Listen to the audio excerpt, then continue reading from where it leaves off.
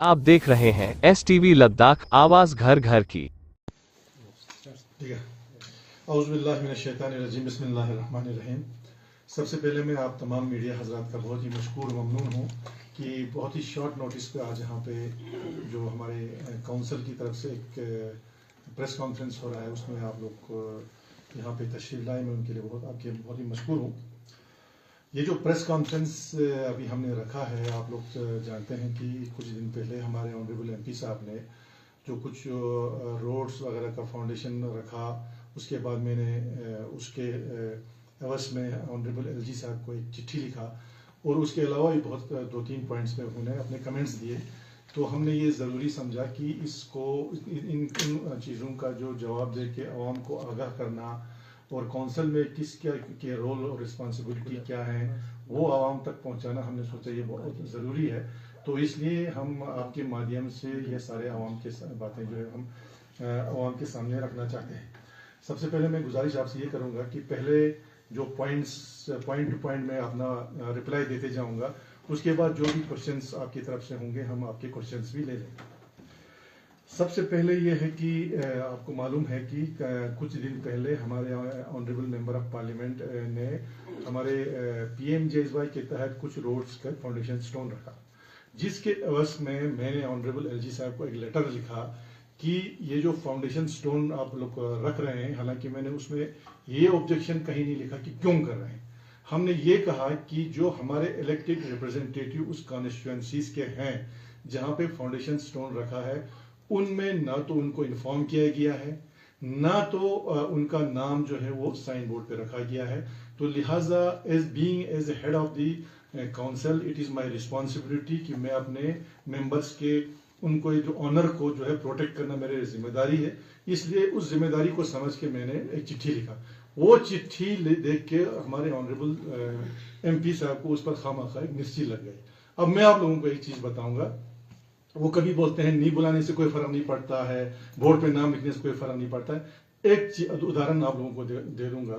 कुछ महीने पहले हमारे यहाँ पे एक लिटरेरी कॉन्फ्रेंस हुआ करगिल में, जिसमें हमारे ऑनरेबल LG साहब ने पार्टिसिपेट किया। उस कॉन्फ्रेंस में MP साहब ने कहा कि मुझे इनवाइट नहीं किया गया है, हालांकि हमारी जो कमेटी था, हमने बाद में कंफर्म किया, उनको इनविटेशन जो है वो दिया गया था।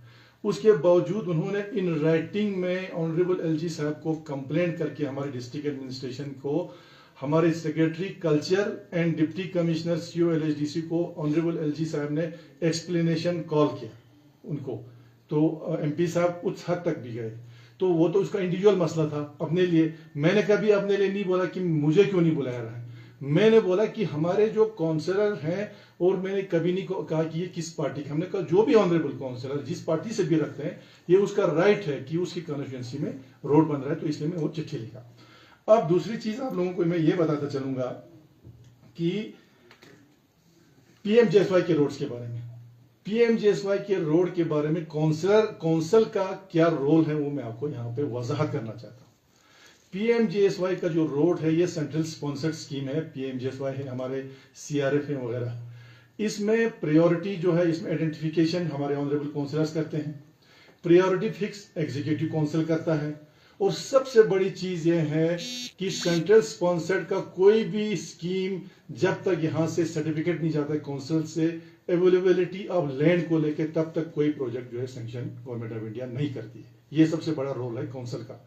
अभी भी आप जाके देखें PMJSY के जो रोड जिनका अभी फाउंडेशन स्टोन रखा जा रहा है, वो सारे प्रोजेक्ट के जो है हमने अवेलेबिलिटी ऑफ लैंड का सर्टिफिकेट हमने दिया है। On the basis of that वो सारे प्रोजेक्ट्स हमारे सैंक्शन हो गए। तो इसमें हमारा राइट है कि नहीं वो आप MP साहब खुद जानते हैं। MP साहब कभी बोलते हैं कि कोई काउंसिलर सब मेरे पास आया नहीं, हमारे में हम किस लिए आएंगे आपके पास, जबकि जो हमारा रोल था वो हमने किया है। बाकी गवर्नमेंट ऑफ इंडिया ने सैंक्शन किया, हम गवर्नमेंट ऑफ इंडिया के बहुत ही मशहूर है। तो ये है आपका काउंसिल का रोड का जो है रोल, ये है आपका। दूसरी चीज है, इसमें सबसे इंटरेस्टिंग बात यह है कि politician whether it is MP CC मंत्री, वो कुछ भी कहते हैं, लेकिन ये उस एजेंसी और डिपार्टमेंट की रिस्पॉन्सिबिलिटी है कि काउंसिलर का या इलेक्टेड रिप्रेजेंटेटिव का एक प्रोटोकॉल होता है, उसको फॉलो करना नहीं करना वो उस एजेंसी का नाम है। आप लोगों के पास रिकॉर्ड में होगा, और ऑनरेबल एमपी साहब ने खुद बोला कि बोर्ड पर किसका नाम लिखना है नहीं लिखना है वो एजेंसी का काम है, यानी उन्होंने अपने सर पे नहीं लिया। मैंने इमीडिएटली उसी वक्त आपके चीफ इंजीनियर से मैंने बात किया, कल रात को भी बात की, जो पीएमजेएसवाई के चीफ इंजीनियर है, वो कहते हैं हमें तो पता ही नहीं है। बोलता है हमें ना हमने कोई अप्रूवल दिया है ना हमने किस पर नाम लिखा। तो इसका मतलब यहाँ पे एक लॉलेसनेस चल रहा है इस यूटी एडमिनिस्ट्रेशन में, कोई कानून ही नहीं है। जो प्रोटोकॉल्स आप लोगों ने यूटी एडमिनिस्ट्रेशन ने निकाला है, मैं अभी आपके पास कॉपी लेके आया हूँ। ये हमारा 2/8/2022 को एक कमेटी बनी थी under the chairmanship of Pawan Kotwal साहब। ये उसका रिपोर्ट है, उसमें क्लियर कर लिखा है यहाँ सीरियल नंबर 4 पे कि जो काउंसलर जो इलेक्टेड रिप्रेजेंटेटिव्स उनके प्रोटोकॉल क्या है, और ये डिपार्टमेंट की रिस्पॉन्सिबिलिटी है कि कोई भी एक्टिविटी कोई भी फंक्शन अगर उनके जुरिडिक्शन में या कॉन्स्टिट्यूंसी में होता है तो उनको इन्फॉर्म करना है, उनका सीटिंग कैसे होगा ये सारा लिखा हुआ है। ये मैं अभी आपके साथ शेयर करता हूँ। इसका मतलब इस डिपार्टमेंट ने पीएम ने इन सब की धज्जियां उड़ा दी है, और मैंने इन राइटिंग में ऑनरेबल एलजी साहब को भी दे दिया ये सारी चीजें, और मैं कमिश्नर सेक्रेटरी से भी ये कहता हूं कि इस पर एक्शन होना चाहिए, अदरवाइज यहाँ पे तो कोई कानून ही नहीं रहा। इलेक्टेड रिप्रेजेंटेटिव ऑर्डर है यूटी एडमिनिस्ट्रेशन का, ये आप जब फॉलो नहीं हो रहा है, डिपार्टमेंट जब ये फॉलो नहीं कर रहा है तो बाकी चीजें क्या फॉलो कर रहे हैं, एक तो वो है। दूसरी चीज में आपको बड़ा इंटरेस्टिंग ये है कि कल हमारे कुछ रोडों का फाउंडेशन स्टोन फिर रखा है ज़ांस्कार में। आप देखिए उस एजेंसी ने, जो डिपार्टमेंट ने कितना इंटरेस्टिंग काम किया है, ये भी मैं आपके साथ शेयर करता हूं। ये हमारा एक रोड का फाउंडेशन स्टोन रखा जा रहा है आपका अतिंग जोंकुल में।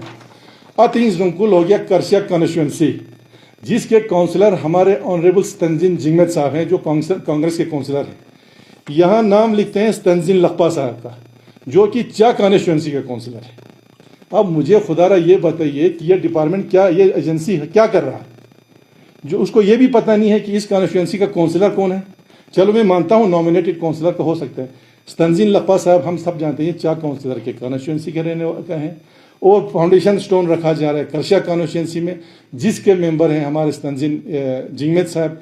उनका कहीं पर कोई नाम नहीं है, ना एक कि उनको इन्फॉर्म किया गया है। तो इससे बड़ा जो है ब्लंडर इस डिपार्टमेंट से बाहर के क्या हो सकता है, क्योंकि इसमें एमपी साहब ने कहा कि वो नाम कौन लिख रहा है ये मेरा नहीं है, ये डिपार्टमेंट, तो इन डिपार्टमेंट के खिलाफ एक्शन लेना चाहिए। मैंने कह दिया है। ये भी फॉर योर इंफॉर्मेशन, ये भी बहुत ही बड़ा एक interesting cheese first time in the history of Ladakh हो रहा है, ये भी मैं आप लोगों के साथ शेयर कर रहा हूँ। नंबर 1। दूसरी बात, अब ये जो अपने ऑनरेबल एमपी साहब बोलते हैं कि ये रोड्स जो हैं हमने लाए हैं, बड़ा कुछ उन्होंने सुना है। आपके इंफॉर्मेशन के लिए, पब्लिक के इंफॉर्मेशन के लिए, ज़ांस्कार में पीएमजेएसवाई के तहत 8 रोड सेंक्शन है अभी, जिनका ये फाउंडेशन स्टोन रखे हैं। और इंटरेस्टिंग चीज़ ये है, 8 में से 4 हैं आपका करसिया कॉन्स्टिट्यूंसी, जिसके काउंसलर कांग्रेस के हैं। 4 हैं हमारे पदुम कॉन्स्टिट्यूंसी के, जिसके काउंसलर हैं हमारे एनसी के टशी साहब। जहां इनके अपने काउंसलर हैं चा कॉन्स्टिट्यूंसी के तंजीन लखपा साहब, जिसका नाम दूसरे कॉन्स्टिट्यूंसी में लिखा जा रहा है, उसके अपने कॉन्स्टिट्यूंसी में एक रोड भी नहीं है। तो ये चीज़ें, ये तो सब ड्रामा है। मैं मानता हूं अगर तंजीन लखपा के कॉन्स्टिट्यूंसी में रोड होता बहुत अच्छी बात, तब तो हम मानते भाई आपके पार्टी का सरकार है, सब कुछ है, हमने लाया, बहुत अच्छी बात है। जब आइडेंटिफाई ही हमारे काउंसलरों ने वहां किया तो वही रोड तो सेंक्शन आए। 8 में से 4 करसिया कॉन्स्टिट्यूंसी में, जहां काउंसलर कांग्रेस के हैं। 8 में से 4 पदुम कॉन्स्टिट्यूंसी के, जहां काउंसलर हमारे एनसी के हैं। जहां आपके काउंसलर हैं चा का, वहां तो एक भी रोड नहीं है। तो ये है आपका पीएमजेएसवाई के मतलब जो इन्होंने कहा, ये बड़ी इंटरेस्टिंग चीज़ है। दूसरी चीज़ है आपका जो एक चीज़ तो वो मैं कहूँगा आपका, बाकी जो रोड्स वगैरह का जो ये किया आपका सेंक्शन, हम उसके बहुत मशहूर हैं। दूसरी चीज़ मैं आपको एक इंटरेस्टिंग ये चीज़ कहूँगा, जब परसों द्रास में 2 रोड के ये रखे आपके फाउंडेशन स्टोन, उसमें जब मैंने पर्सनली ऑनरेबल एलजी साहब से फ़ोन पे बात किया, उन्होंने कहा मैं खुद एमपी साहब से बात करूँगा। उसके बाद मुझे एमपी साहब का अपना फ़ोन आता है, वो कहते हैं कि अब ये गलती से हो गया है, मैं आपके काउंसलर्स को इन्फॉर्म करूंगा, उनका नाम बोर्ड पे लिखा जाएगा, सारा चीज़ें।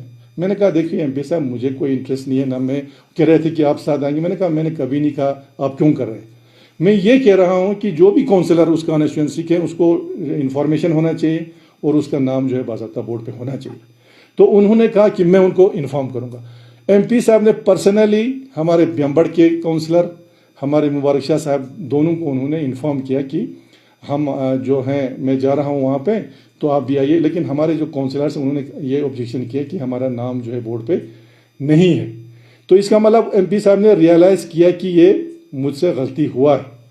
लेकिन मैं ये पहले भी बोल चुका हूँ, पॉलिटिशियन जो भी है, एमपी होता है, एमएलए होता है, सीसी होता है, वो कुछ भी कह सकता है, लेकिन यहाँ पे जो रिस्पॉन्सिबिलिटी फिक्स होता है, यहाँ पे रिस्पॉन्सिबिलिटी फिक्स होता है उस पर्टिकुलर डिपार्टमेंट का। ये हो गया आपका पीएमजेएसवाई के बारे में एक जो पॉइंट उन्होंने उठाया। दूसरा पॉइंट जो उन्होंने एक दिन उठाया था परसों की ग्रेटर करगिल डेवलपमेंट अथॉरिटी को लेके।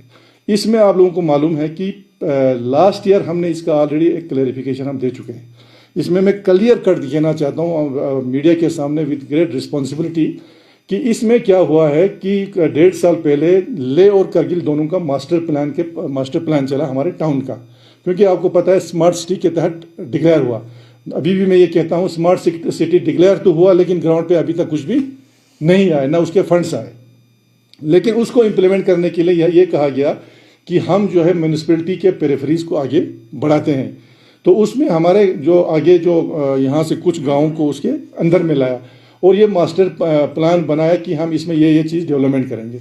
उसमें कहीं पर वो क्लास जो हमारे सामने जब लाया, उसमें ये क्लास कहीं नहीं लिखा था कि लैंड जो है वो उस अथॉरिटी को ट्रांसफ़र हो जाएगा, परमिशन वो अथॉरिटी देगा। वो क्लास उसमें कहीं पर भी फिट नहीं था, क्योंकि करगिल डेवलपमेंट अथॉरिटी आपको पूरा पता है टूरिज्म का, उसी तरह से हमने सोचा कि वही अथॉरिटी होगा। फिर द मोमेंट वो ऑर्डर निकला, हमने उसी वक्त ऑब्जेक्शन किया उस पर कि हम इस पर हमारा ऑब्जेक्शन है। और उसके 4-5 दिन बाद लेह में एक मीटिंग हुई जिसको चेयर किया गया हमारे दी देन ऑनरेबल एलजी, उसमें सीसी ले एमपी साहब सारे थे। और उसमें ऑब्जेक्शन करने के बाद वहाँ पे ये डायरेक्शन पास हुआ कि इट विल बी रीड्राफ्टेड, यानी उसको दोबारा रीड्राफ्ट किया होगा। जो उस दिन ऑर्डर निकला था उसको उन्होंने नल एंड वाइट करार दिया और अभी बहुत जल्दी जो है उसका वो रीड्राफ्ट होकर दोबारा पब्लिक में आएगा। और उसमें ये क्लियर कर लिखा है कि उसमें लैंड हो या परमिशन हो, that will vest with the councils. तो वो कहीं पर भी नहीं है। उसमें सिर्फ एमपी साहब के पास बोलने के लिए कुछ नहीं था, उन्होंने वो बात उठाया। मैं जानता हूँ, ये मेरी रिस्पॉन्सिबिलिटी है कि how to protect the interest of my people, ये मैं जानता हूँ और बड़े रिस्पॉन्सिबिलिटी के साथ कहता हूँ कि वो चीज़ जो है ख़त्म हो गई है और नया ड्राफ्ट आएगा, that will be totally in the interest of हमारे पब्लिक के इंटरेस्ट में वो चीज़ आपके आ जाएगा। उसके बाद उन्होंने एक बहुत ही मैं कहूँगा एक बेसलेस एलिगेशन उन्होंने लगाया। ये कहा कि हमारे सिटिंग एक एग्जीक्यूटिव काउंसिलर के खिलाफ जो है एफआईआर लॉन्च। मैं आज भी उनसे पूछता हूं क्या उस एफआईआर में उस एग्जीक्यूटिव काउंसिलर का नाम है? वो तो एक अननोन एफआईआर है, हो सकता है उसमें आपका भी नाम हो, मेरा भी नाम हो। वो तो अननोन एफआईआर है, उसमें कोई पर्टिकुलर नहीं है। हाँ, पुलिस ने जरूर उनसे ये पूछा कि भाई चूंकि वो रूरल डेवलपमेंट के एग्जीक्यूटिव काउंसिलर हैं, वो काम जो पर्टिकुलर काम जिसके खिलाफ ये एलिगेशन है वो उनके कॉन्स्टिट्यूंसी में हो रहा था, तो पुलिस ने उनसे क्वेश्चन ज़रूर किया। लेकिन उनका ये कहना कि ईसी के ऑफिस को लॉक किया, अभी आप लोग जाके देख सकते हैं हमारे मीडिया वाले कौन सा ऑफिस लॉक है। तो ये अननेसेसरीली एक एलिगेशन है और ये उस ईसी पे एलिगेशन लगा रहे हैं जिन्होंने ज़ांस्कार के इंटरेस्ट को देखकर हमारे पार्टी का जो डायरेक्शन था उसको बाईपास करके इन्हीं एमपी साहब को वोट दिया। क्यों दिया? उन्होंने ये वादा किया कि हम आपको 6 महीने के अंदर ज़ांस्कार को डिस्ट्रिक्ट डिक्लेयर करेंगे। उसको अपने ज़ांस्कार के इंटरेस्ट को देखते हुए इसी हमारे एग्जीक्यूटिव काउंसिलर्स ने हमारे पार्टी के डायरेक्शन को भी ना मानते हुए सीधा जो है वोट हमारे एमपी साहब को दिया और ये कहा था कि हम 6 महीने में डिस्ट्रिक्ट देंगे। अब तो इलेक्शन के लिए सिर्फ 10 महीने बाकी हैं और हमें तो नहीं लगा अभी तक कि कोई डिस्ट्रिक्ट आ रहा है। तो ये वो खामखा एक एलिगेशन जो है वो हमारे ऑनरेबल जो हमारे ईसी हैं बेसलेस एलिगेशन है। और मैं कहता हूं कि ये ऐसे एलिगेशन कभी नहीं लगाना चाहिए, कल को आपके पे भी लग सकता है। हाँ, जब प्रूव होगा, सब कुछ होगा, कन्विक्ट जब डिक्लेयर किया जाएगा तब आप कुछ भी कर सकते हैं। तो एक तो वो है। दूसरा उन्होंने कहा कि मैं जी LHDC कारगिल का एक्स ऑफिशियो मेंबर हूं। भाई उसी लिए तो हम रो रहे हैं। हम तो आपको बार बार बोलते हैं कि आप एक्स ऑफिशियो मेंबर हैं, आप हमारे जनरल काउंसिल मीटिंग में पार्टिसिपेट कीजिए। आज तक आप लोग भी जानते हैं, हम भी जानते हैं, इनविटेशन के बावजूद 4 साल में एक बार भी उन्होंने जनरल काउंसिल का मीटिंग अटेंड नहीं किया। उसी से पता चलता है कि वो करगिल के डेवलपमेंट में कितना इंटरेस्ट रखते हैं। हालांकि वही प्लेटफॉर्म है जहाँ पे प्लानिंग होती है, जहाँ पे डिस्कशन होता है, जहाँ पे बजट रखा जाता है। अगर उनको इंटरेस्ट होता तो एक भी मीटिंग वो उसमें मिस नहीं करते। तो आज आप बोलते हैं कि मैं क्या वहाँ नहीं जा सकता हूँ, क्या मैं मेंबर नहीं हूँ। हम तो कहते हैं भाई आप मेंबर हैं, आप आइए पार्टिसिपेट कीजिए। जहाँ आना चाहिए था वहाँ आप नहीं आ रहे हैं, जहाँ नहीं जाना चाहिए आप चोरी से जाके 2 आदमी को लेकर फीता काटवा रहे हैं। एक आदमी को यहाँ से फीता थमा रहे हैं, दूसरे को इधर से थमा रहे हैं। ना कोई वहाँ इलेक्टेड रिप्रेजेंटेटिव अगर आप लेके जाएं तो ये आपका शान है, ये आपका ऑनर है। एक ग्रेसफुल जो है फंक्शंस होना चाहिए। 2 आदमी को लेकर उस तरह से वो नहीं हो सकता है आपका। एक तो ये उन्होंने कहा।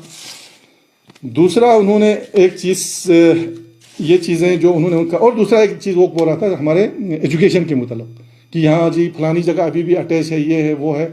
मैं आपके माध्यम से एमपी साहब को चैलेंज करता हूँ, मैं आपके माध्यम से एमपी साहब को चैलेंज करता हूँ कि एक इंडिपेंडेंट कमेटी बिठा के देखिए पिछले 4 साल में करगिल के गवर्नमेंट स्कूल्स का नक्शा कितना बदल गया है। मैं ये नहीं कहता कि 100% बदल गया, कितना इंप्रूवमेंट हुआ और कितने स्कूल्स ट्रैक पर आए हैं। आप मीडिया हजरात बार बार स्कूलों में जा रहे हैं, आप देख रहे हैं कि क्वालिटी हमारा कितना बड़ा है, इंफ्रास्ट्रक्चर हमारा कितना बड़ा है। कम्युनिटी पार्टिसिपेशन, जहां गवर्नमेंट स्कूल को लोग स्कूल ही नहीं समझते थे, कम्युनिटी पार्टिसिपेशन हमारा कितना बड़ा है, वो जो है आप लोग जो है स्कूलों में जाके देख सकते हैं।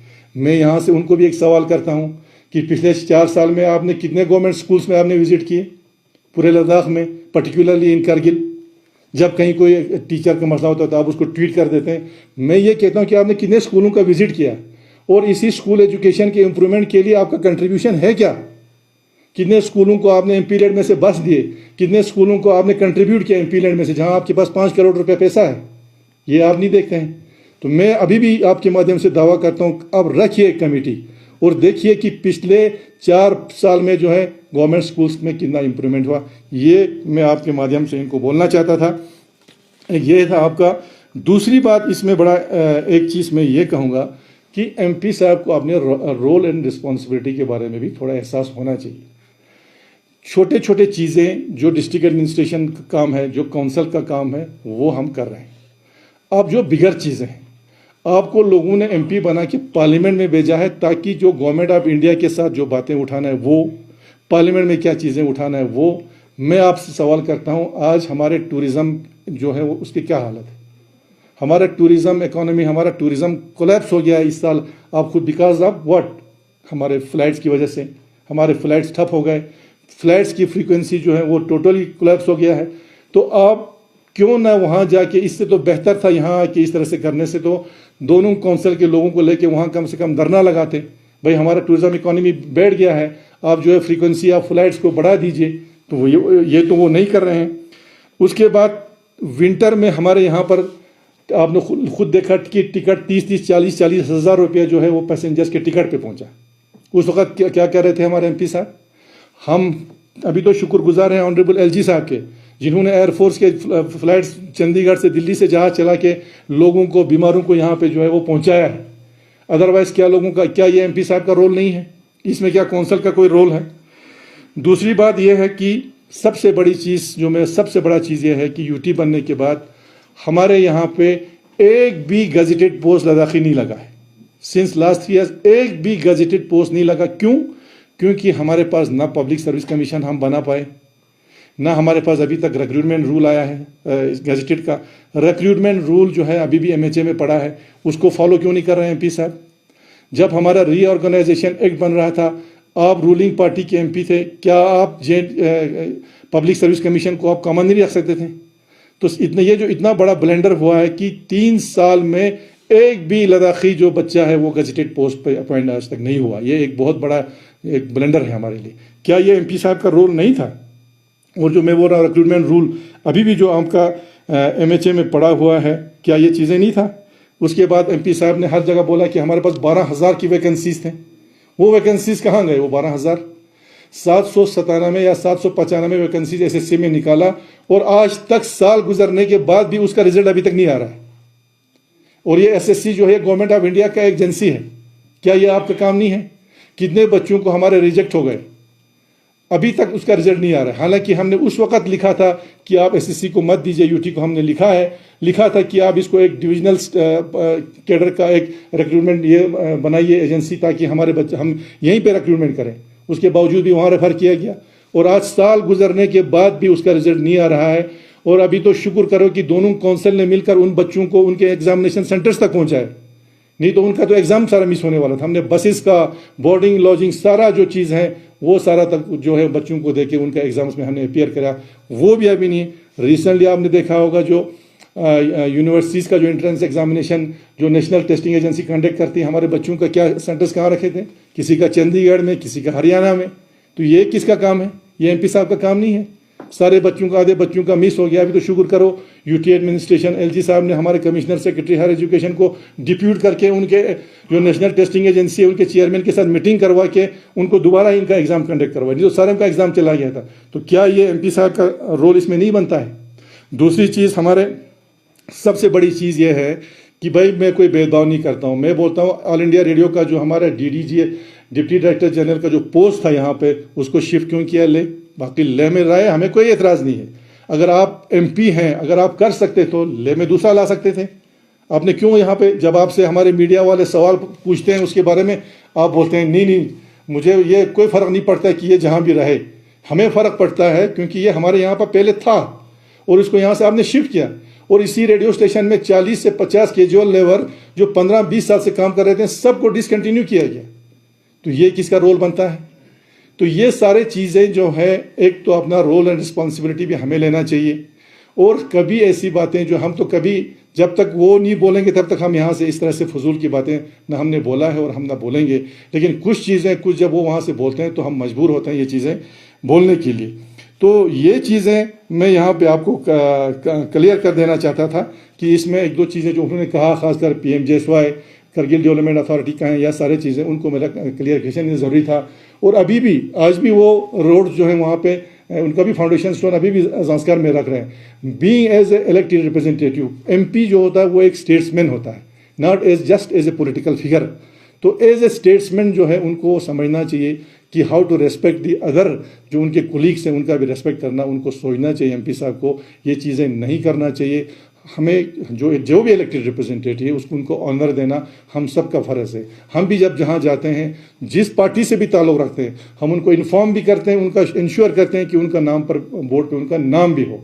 तो ये चीज़ें बहुत ज़रूरी है, ऑनर करना। तो मैं ये चीज़ें उनको आपके ज़रिए पहुँचाना चाहता था। आप लोगों का कोई क्वेश्चन है तो हम वो क्वेश्चन और बहुत बड़ा एलिगेशन ये दे रहा था सर एमपी साहब बार एयरपोर्ट को लेके, क्योंकि एयरपोर्ट जो है नीड ऑफ द आवर है सर। इसमें सिर्फ यूटी एडमिनिस्ट्रेशन, यानी सेंटर, यानी काउंसिल का भी बहुत बड़ा रिस्पॉन्सिबिलिटी बनता है sir. Airport emergency, in case of emergency के लिए आपके ऊपर ये एलिगेशन बार बार लगा रहा है कि आला अहदेदार कुछ आए थे एयरपोर्ट अथॉरिटी ऑफ इंडिया के, उनके साथ ना आप मिला, ना आपने उनको रिसेप्शन दी। जब बाद में पता चला तो आपने कुछ ऐसे लोगों के साथ मिलके आपने मीटिंग की जो जिनका कोई हैसियत ही नहीं था एयरपोर्ट अथॉरिटी ऑफ इंडिया से। तो पब्लिक को फूल बनाने के लिए आपने उसी को एक प्रेस रिलीज डाली कि जिनसे मिलना था आपने आप मिला नहीं। देखिए, वो मैं बताऊंगा आपका उस दिन जब सबसे पहले तो उसमें मैं एक चीज़ और भी बढ़ाना चाहता हूँ।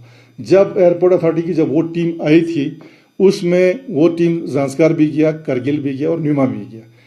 मेरे अपना जो मुझ पे एलिगेशन लगा उसका जवाब देने से पहले एक सवाल एमपी साहब से भी मैं यहाँ करना चाहूँगा। जब आप उस टीम के साथ ज़ांस्कार जा सकते थे, आप करगिल क्यों नहीं आए?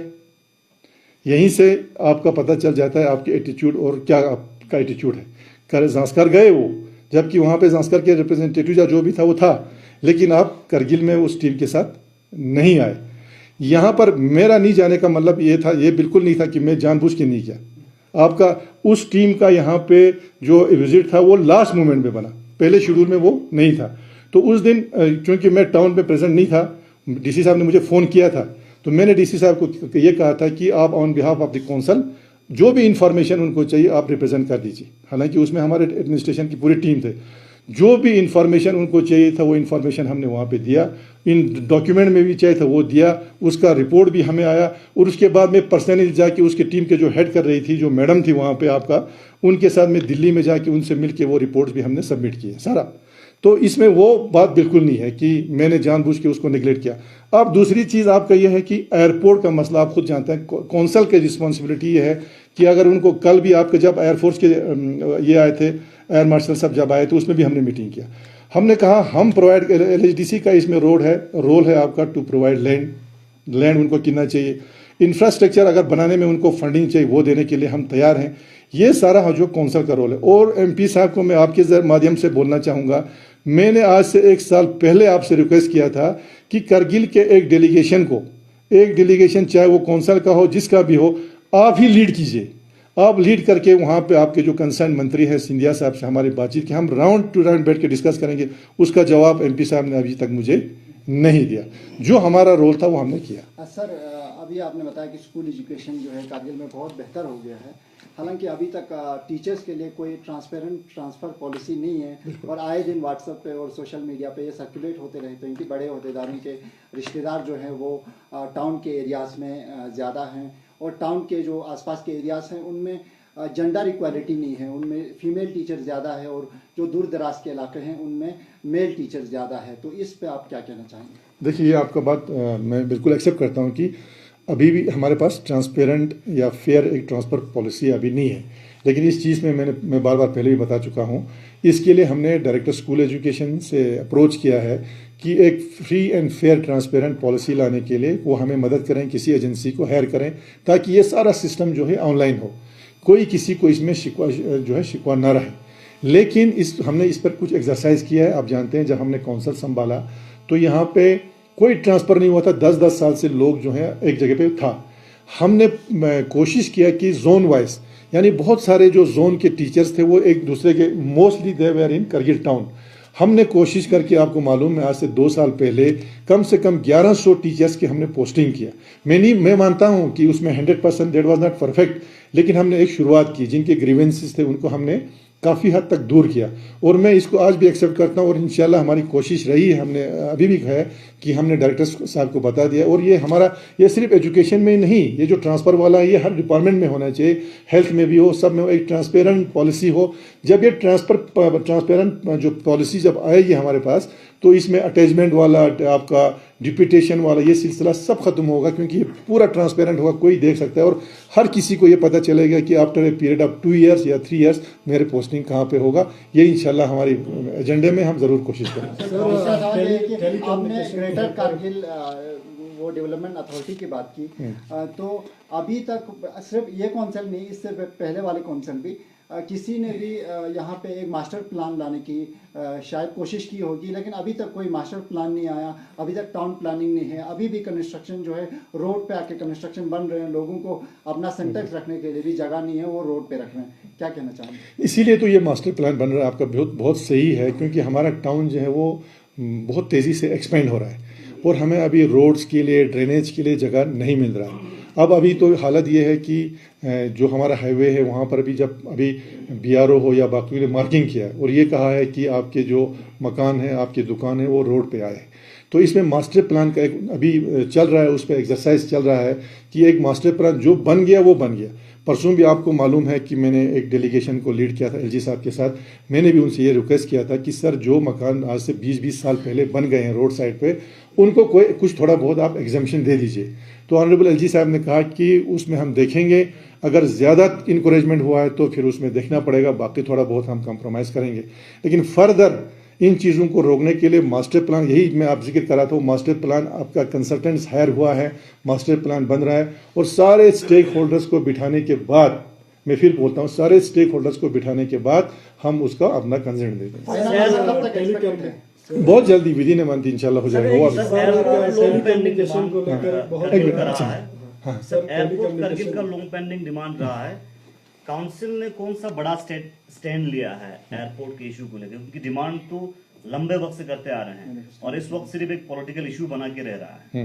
देखिए, करगिल एयरपोर्ट का एक इशू ये है कि करगिल टेक्निकली भी, आपने कल एलजी साहब को भी सुना होगा, हमारे यहाँ पे ऑपरेशनल या किसी चीज़ के यहाँ पे टेक्निकल अड़चन बहुत है। अगर आप रिपोर्ट्स पढ़ेंगे, हर कमेटी का जो रिपोर्ट आया है उसमें कुछ ना कुछ टेक्निकल पॉइंट ज़रूर आया है।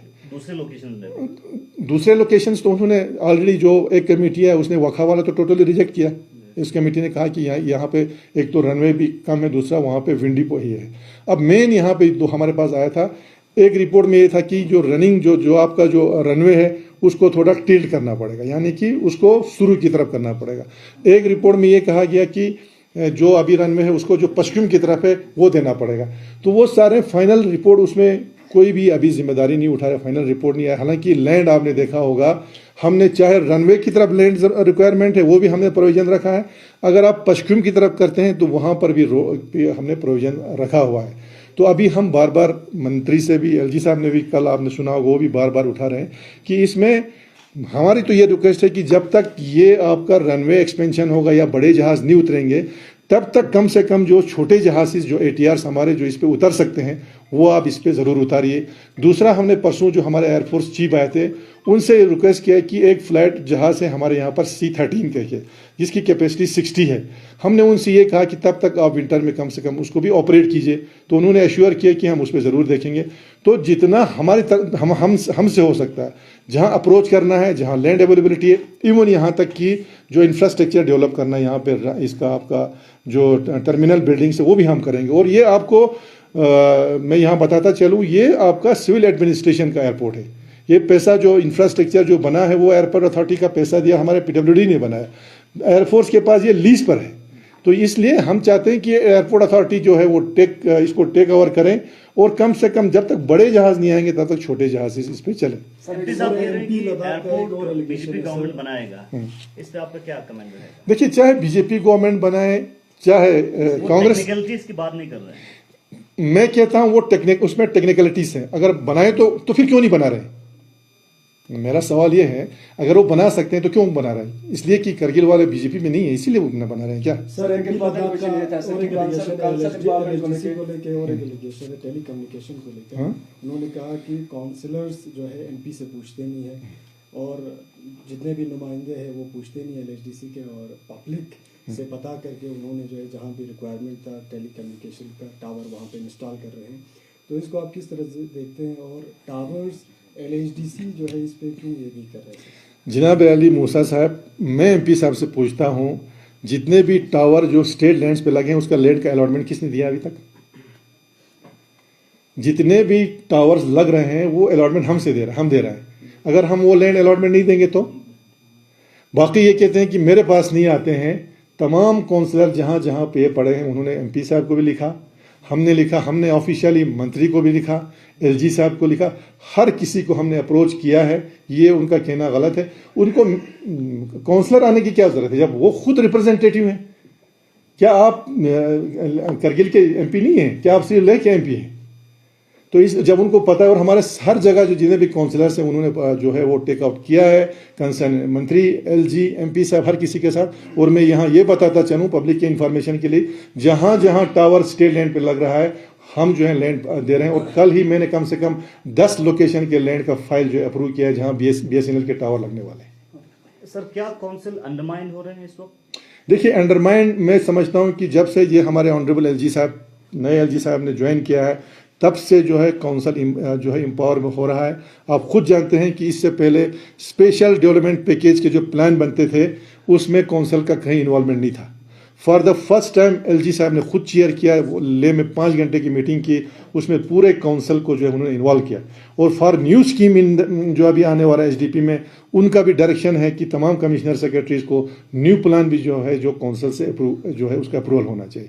तो आज मैं दावे के साथ कहता हूँ कि काउंसिल जो है वो एम्पावर हो रहा है। लेकिन अगर जब ये ऐसे एक्टिविटीज़ यहाँ हो रहे हैं जहां काउंसलर को, एक तो ऑनरेबल MP साहब खुद इलेक्टेड रिप्रेजेंटेटिव उसको नहीं पूछ रहे हैं, दूसरा डिपार्टमेंट आपका नहीं पूछ रहा है, तो ये तो आपका मैं समझता हूँ अंडरमाइन ही हो रहा है। अब ये किस लिए हो रहा है वो तो UT एडमिनिस्ट्रेशन को देख रहे हैं। दूसरी चीज़ मैं इंटरेस्टिंग आपको एक बताऊंगा, हमारे MP साहब बोलते हैं मैं 6 शेड्यूल को इसलिए अपोज करता हूँ कि हमारा काउंसिल अंडरमाइन हो रहा है। वही बोलते हैं 6 शेड्यूल में जो आपका डिस्ट्रिक्ट काउंसिल्स हैं उनको उतना पावर नहीं है जितना आज के काउंसिल में है। तो मैं उनसे सवाल ये पूछ रहा हूँ, क्या इस तरह से हमारा काउंसिल स्ट्रेंथ होगा? और आज डिमांड ये कर रहे हैं कि 6 शेड्यूल नहीं चाहिए हमको, बल्कि हमारा काउंसिल जो है एम्पावर होना चाहिए। तो क्या इस तरह से हमारा काउंसिल एम्पावर होगा? यही MP साहब है जिन्होंने कहा कि हमें 6 शेड्यूल चाहिए, और 3 साल के बाद, परसों आपने उनका मीडिया में देखा होगा, बोलते हैं 3 साल के बाद मुझे पता चला कि 6 शेड्यूल में तो कुछ है ही नहीं, मैं इसलिए अपोज कर रहा हूँ। तो हमें तो ये समझ में नहीं आ रहा है कि वो क्या बोल रहे हैं। यहाँ से बोलते हैं काउंसिल को मजबूत करेंगे, यहाँ खुद ऐसे एक्टिविटी कर रहे हैं जिससे अवाम ये देख रहा है कि काउंसिल का तो जो बेचारे काउंसलर हैं उनको तो कहीं सुनवाई नहीं हो रहा। सर, आखिरी सवाल करना चाहूंगा। फाउंडेशन स्टोन के इशू पे उन्होंने कहा कि कुछ लोगों ने आपको प्रेशराइज किया, इसके बाद आपने इशू को रेज किया। सर मुझे कोई प्रेशराइज करने की जरूरत नहीं, मैं अपनी रिस्पॉन्सिबिलिटी बहुत अच्छी जानता हूँ। जहाँ पे मेरा ऑनरेबल काउंसलर का कि जो ऑनर और डिग्निटी जो है वो उनका नहीं रख रहा है, तो ये मेरा रिस्पॉन्सिबिलिटी बनता है। और मैंने ओपनली एलजी साहब को चिट्ठी लिखा, वो मैंने मीडिया में भी दिया। सर जीकेडीए को लेकर जो स्टेटमेंट एमपी ने दिया है वो गलत है क्या? वो टोटली गलत है, उसका मैंने आपने पहले ही बता दिया, वो नल एंड वाइट है, वो नया बन के आने वाला है। उसके लिए सारे स्टेक होल्डर्स और उसके लिए लेह में एक कानून, करगिल में एक कानून जो है वो नहीं बनेगा। उसमें पब्लिक को कोई घबराने की जरूरत है। मैं दावे के साथ कहता हूँ अगर होता है तो 1.5 साल हो गया, इंप्लीमेंट क्यों नहीं हुआ? सर हेडक्वार्टर जो अभी हेडक्वार्टर लेह में जो है अभी हेडक्वार्टर है, तो हेडक्वार्टर को लेके एलएचडीसी जो है किस तरह के काम कर रहे हैं? क्योंकि पहले सुनने में ये आया था कि 6 महीना करगिल और 6 महीना ले, तो अभी तो कोई ट्रांसपेरेंसी नज़र नहीं आ रहा है। नहीं देखिए, हेडक्वार्टर को लेके हम सबका पहले डिमांड था कि 6 महीना उधर होना चाहिए, 6 महीना इधर होना चाहिए। अब आज के डेट में जो है मेरे ख्याल में ये डिमांड इतना नहीं उठ रहा है। हाँ, अलबत्ता ये है कि जो डायरेक्टर्स यहाँ पे ऑलरेडी पोस्टिंग किया हुआ था, उनका जिनका हेडक्वार्टर से वो यहाँ पे स्टेशन होना चाहिए, उसके लिए हमने पहले भी लिखा, ऑनरेबल एलजी साहब को भी लिखा, और यही हमारा इंटेंशन था कि ये हेडक्वार्टर यहाँ पे जो डायरेक्टर्स वो यहाँ रहना चाहिए। इसीलिए आप लोग देखते हैं कि सारे डायरेक्टर्स के ऑफिस हमने अपने कौंसल सेक्रेटरीट में अकोमोडेट किया, जबकि ये सारा जो हमारे जो है डिस्ट्रिक्ट ऑफिसर्स के लिए है।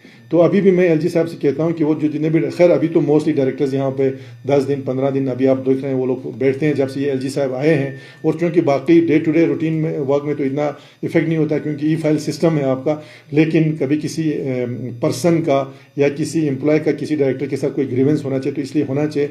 अब इंश्योर किया है कि कम से कम महीने में 10-15 दिन यहाँ पे बैठेंगे।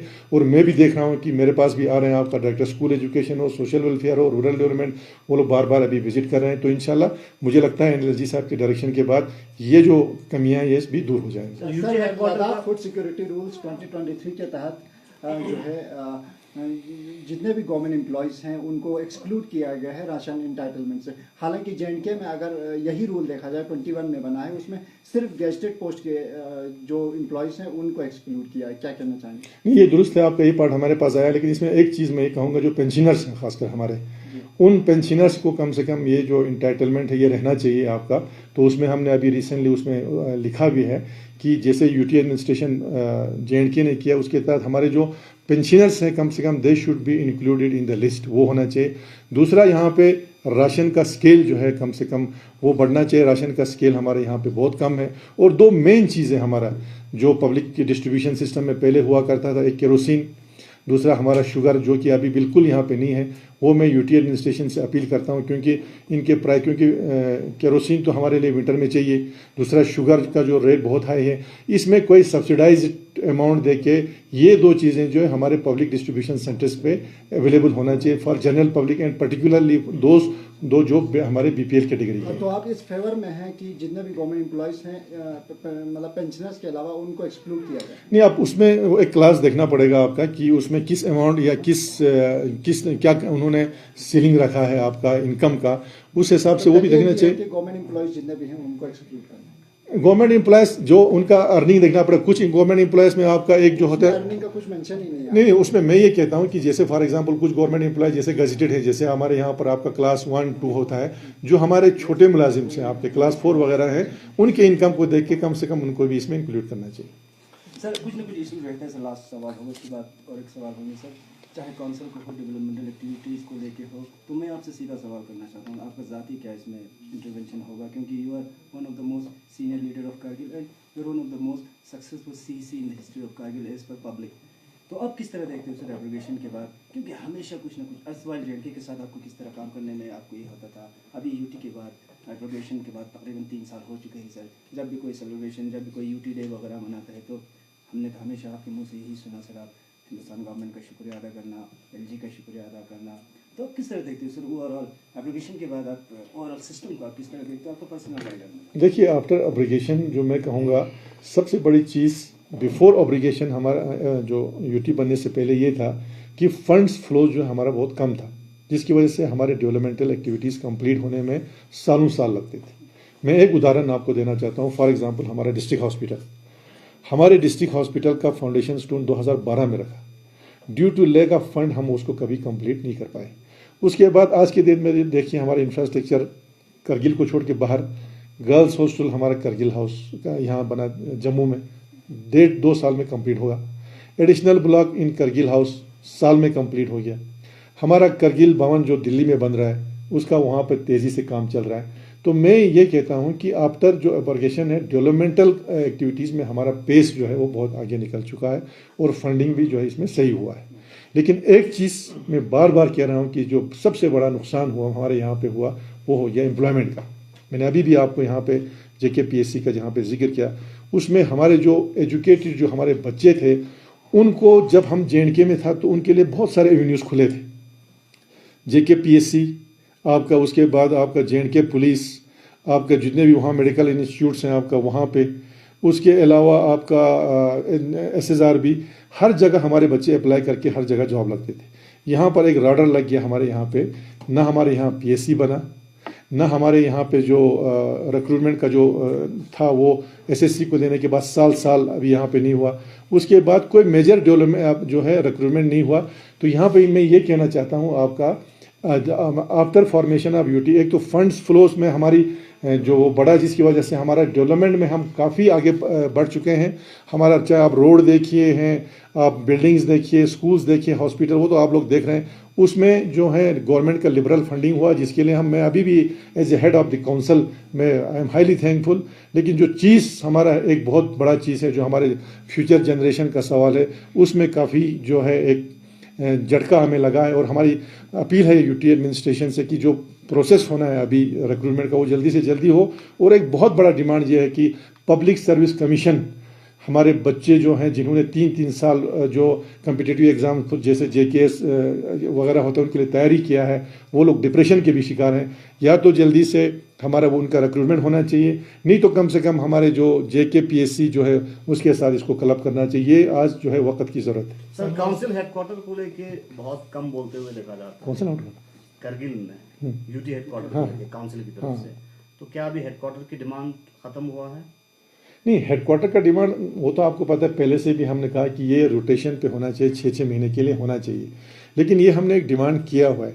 लेकिन अभी जनरल पब्लिक से भी कोई आवाज़ UT हेडक्वार्टर को लेके नहीं आ रहा है। और बनना मैं समझता हूँ, मतलब अगर सारे नहीं भी बनेंगे, कुछ कमिश्नर सेक्रेटरीज यहाँ रहें, ऑनरेबल LG साहब महीने में या 2 महीने में वहाँ भी रहें या यहाँ भी रहें। जैसे अभी LG साहब तो यहाँ पे ज़्यादा टाइम वो दे रहे हैं। अगर वो सिस्टम हो जाए तो that will be a better कि अगर, क्योंकि 6 महीना उधर मूव करना, 6 में उधर का, एक तो उसमें फाइनेंशियल इन्वॉल्वमेंट बहुत ज़्यादा है। अभी आप UT कश्मीर ने भी वो तकरीबन ख़त्म किया।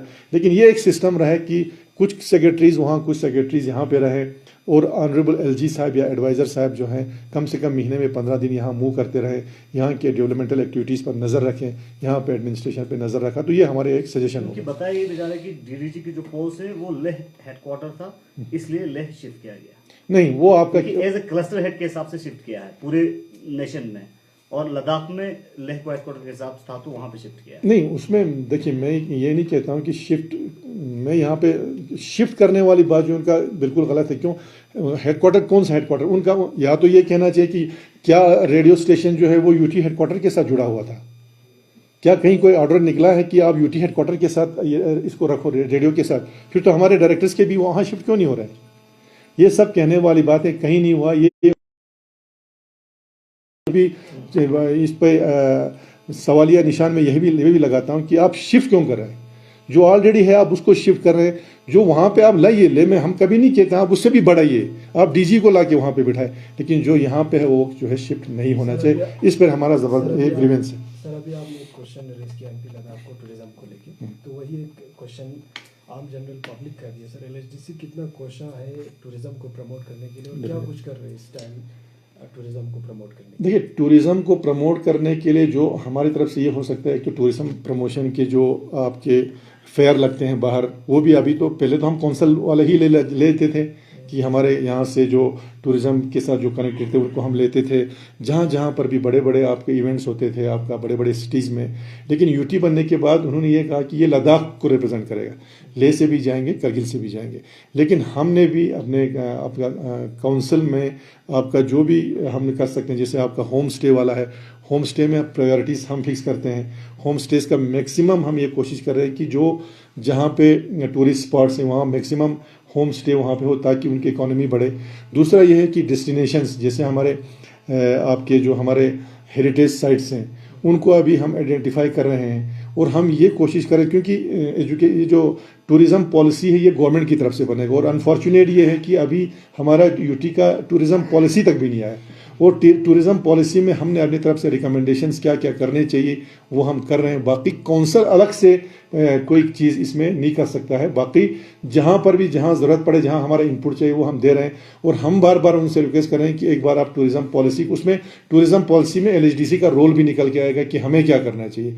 तो हमारी गुजारिश ये है, हमने सेक्रेटरी साहब से भी कहा कि जल्द से जल्द आप जो है टूरिज़्म पॉलिसी को आया कर दीजिए, उसमें सारी चीज़ें आपका आ जाए। सर काफ़ी प्रेशर है सर कारगिल मीडिया पे भी कुछ मोटे मोटे चीज़ों को जिस तरह हेडक्वार्टर नोटिस की बात की, कारगिल एयरपोर्ट की भी बात की।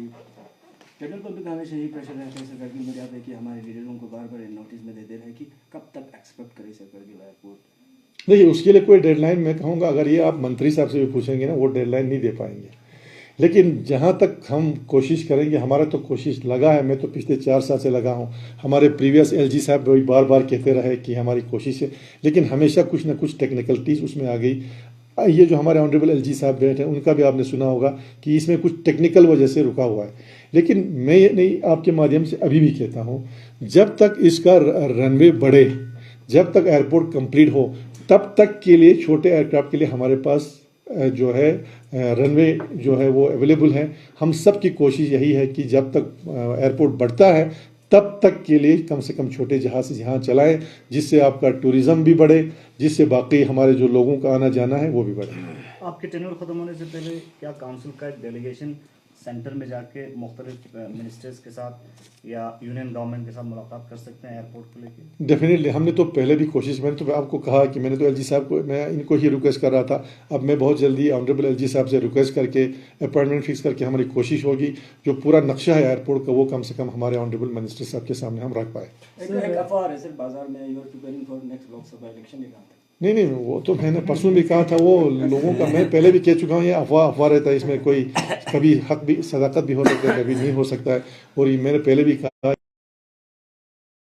वैसे में इससे पहले जो है आपके डेलीगेशन दिल्ली में जाके जितने भी कारगिल के मसाइल या लद्दाख के मसाइल वो पुट अप कर सकते थे, अभी तक क्यों नहीं हुआ सर? नहीं, उसमें देखिए जो भी हमारे मेन जो चीज़ें थे आपका, बाकी चीज़ों में जो था हमारा, आप मुझे बताइए, बाकी तो हमारे पास कुछ नहीं है एक्सेप्ट हमारा एयरपोर्ट वाला। पहले था जोजिला टनल, वो तो बंद रहा है। एयरपोर्ट के मतलब अभी तो हमारे यहाँ पे सबसे बड़ा जो है हमारा इमीडिएट अथॉरिटी जो है वो लेफ्टिनेंट गवर्नर है, जो who is the representative of union government.